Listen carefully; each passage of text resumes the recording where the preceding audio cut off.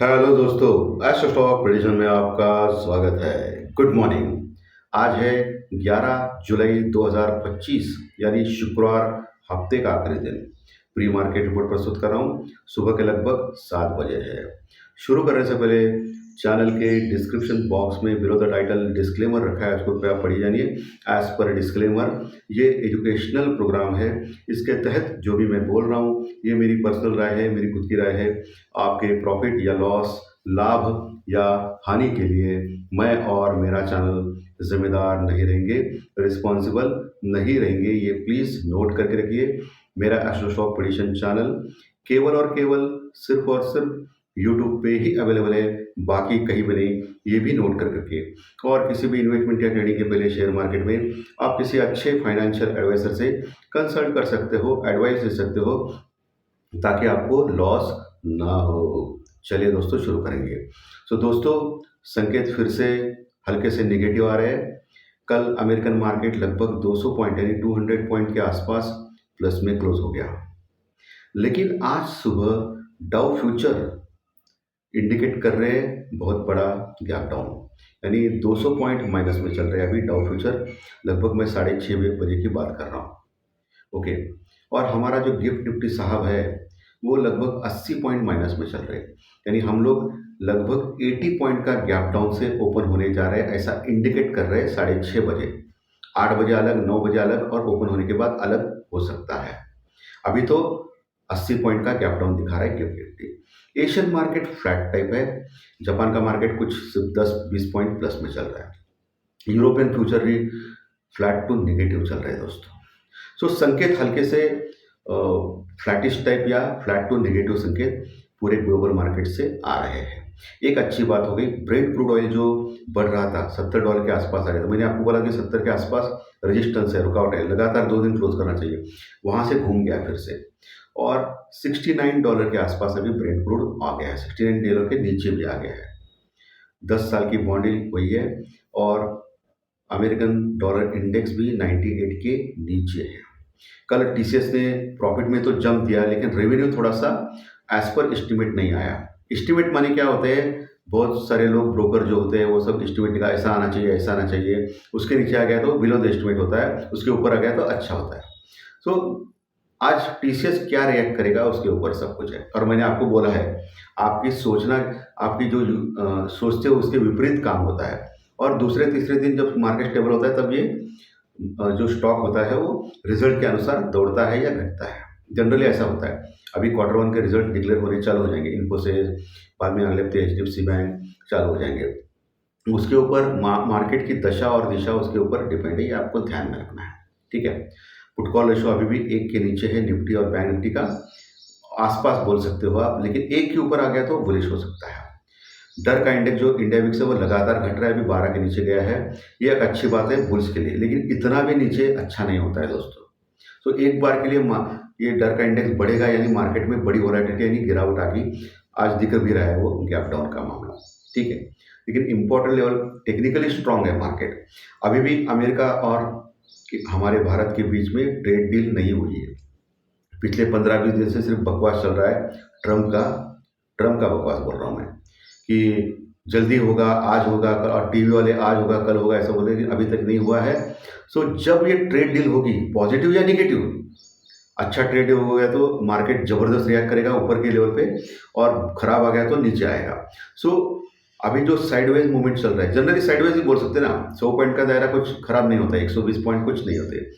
ये जो sideways flat to negative, flat to positive जैसा मामला चल रहा है ना, ये डिसाइसिव ब्रेकआउट या ब्रेकडाउन में मिल सकता है आने वाले 2-4 दिन में, जब ये ट्रेड डील अनाउंस करे। मुझे तो लगता है कि आने वाले मंडे और ट्यूसडे, यानी आज का दिन, सोमवार और मंगलवार, ये 3 दिन बहुत ही इंपॉर्टेंट है कॉल और पुट ऑप्शन बायर्स के लिए। कॉल और पुट ऑप्शन बायर्स को क्या चाहिए भाई? बड़ा मूवमेंट चाहिए ना। जो हेजिंग करते हैं, यानी कॉल भी लेते हैं पुट भी लेते हैं, उनके लिए क्या चाहिए? बड़ा मूवमेंट। बड़ा मूवमेंट आ गया तो उस बड़े मूवमेंट में क्या होता है कि कॉल जबरदस्त बढ़ता है, पुट में लॉस होता है, लेकिन उसका लॉस रिकवर करके फिर कॉल में ज़्यादा प्रॉफिट होता है, तो नेट प्रॉफिट होता है। ऐसा ही होता है ना हेजिंग में।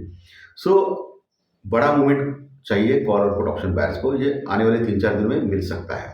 मैक्सिमम मुझे लगता है मंगलवार तक ये होना चाहिए, एज पर माई व्यू। मेरा पर्सनल ओपिनियन है ये भाई। और कॉल और पुट राइटर्स जो काम करते हैं, जो मेरा चैनल देखते हैं, उनको मैं एक ही सलाह देता हूँ कि बहुत ही केयरफुल काम करें, प्रॉपर हेजिंग करके जाइए। राइटर्स भी हेजिंग कर सकते हैं, आपको उनको मालूम है। तो कभी भी बड़ा मूवमेंट आ गया तो आपके पैसे निकल सकते हैं, अगर आपने विदाउट स्टॉप लॉस या हेजिंग नहीं किया तो बहुत ही संभल के काम करना है, ठीक है। वैसे भी बुधवार और शुक्रवार ये 2 दिन थोड़े से डेंजरस होते हैं। हफ्ते का आखिरी दिन भी इंपॉर्टेंट होता है, क्योंकि क्या अभी टेंशन रहेगा मार्केट में, ट्रेड डील होने वाली है, उसका खबर आज भी आ सकता है, कल भी आ सकता है, परसों भी आ सकता है। कल परसों तो छुट्टी है, शनिवार रविवार को।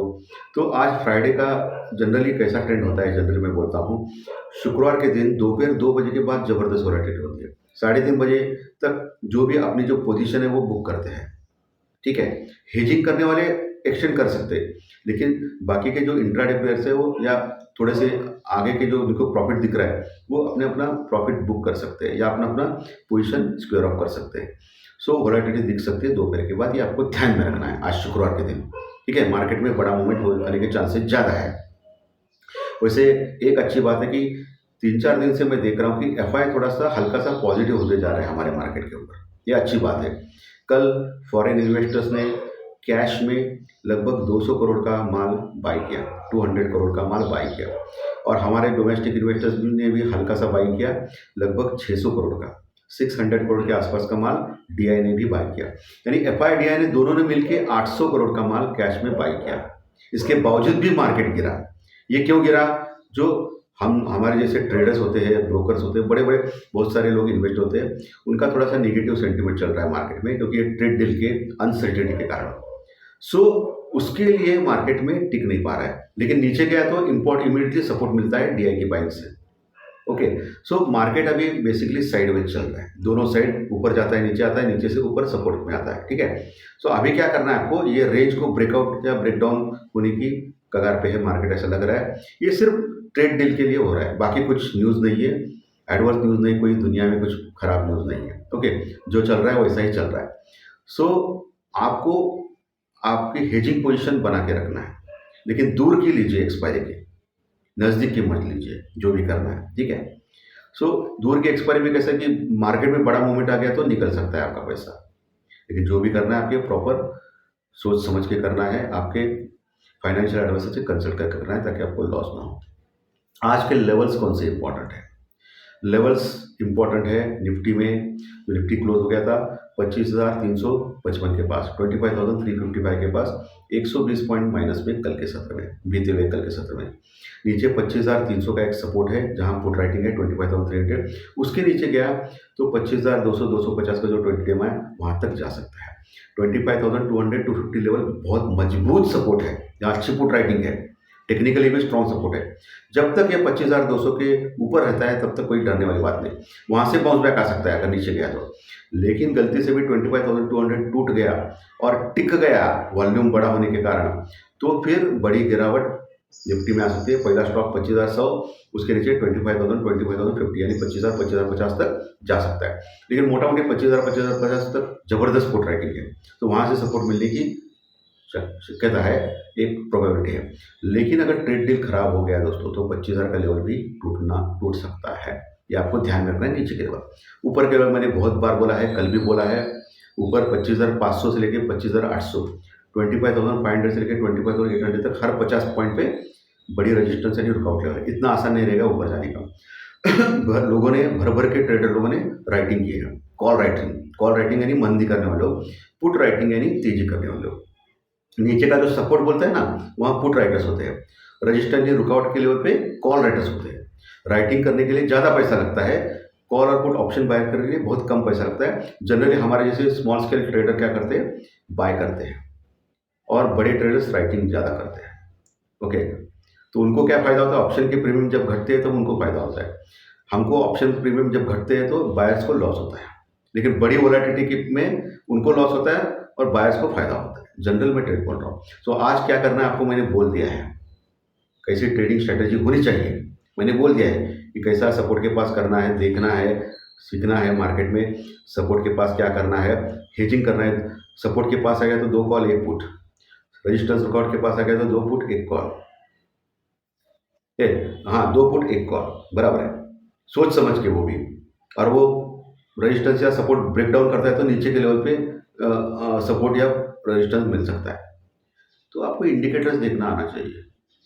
मार्केट एक ये टेक्निक आना चाहिए मार्केट में कैसे इतना सब करने के बाद भी सेबी बोलता है कि 10 में से 9 लोग हारते हैं ऑप्शन फ्यूचर में। क्यों हारते हैं? क्योंकि उनको प्रॉपर ज्ञान नहीं है, जल्दबाजी करते हैं, पेशेंस नहीं होता है। अपना पैसा एक गट्टे में, अभी 1 लाख रुपए किसके पास है, 1 लाख रुपए का इमीडिएटली वो कॉल या पुट बाय करेगा, बैठेगा आराम से, फिर देखते बैठेगा नीचे गया नीचे, अभी आएगा, आता नहीं हो। तो कभी भी 1 लाख रुपए अगर आपके पास है, मैं फॉर एग्जाम्पल बोल रहा हूँ, सो आपको अगर इंट्राडे काम करना है, ऑप्शन में कभी भी इंट्राडे काम करना बढ़िया होता है। दूसरे दिन का अगर वेट करेंगे तो फिर ऑप्शन का प्रीमियम डीके होता है, लॉस होता है। उस समय क्या करना है, 1 लाख हो गया तो आपको 25,000 के 4 लॉट में काम करना है। यानी पहले 25,000 का लिया, देखा प्रॉफिट मिल रहा है तो बुक करना है, निकल जाना है। नहीं हो गया, नीचे आ गया तो और नीचे आने के बाद 25,000 का फिर से लेना है, और नीचे आ गया तो 25। तो ऐसे एवरेज होता है। एवरेज होने से क्या होता है कि लॉस थोड़ा कम होता है। अगर सपोज मार्केट रियली नीचे आ रहा है तो एकदम से लिया तो ज़बरदस्त लॉस होगा ना भाई। हम लोग क्या करते हैं, बहुत कम समय में ज़्यादा पैसा मिलना चाहिए, ऐसी प्रवृत्ति में हम लोग काम करते हैं और इधर ही हमारा लॉस हो जाता है।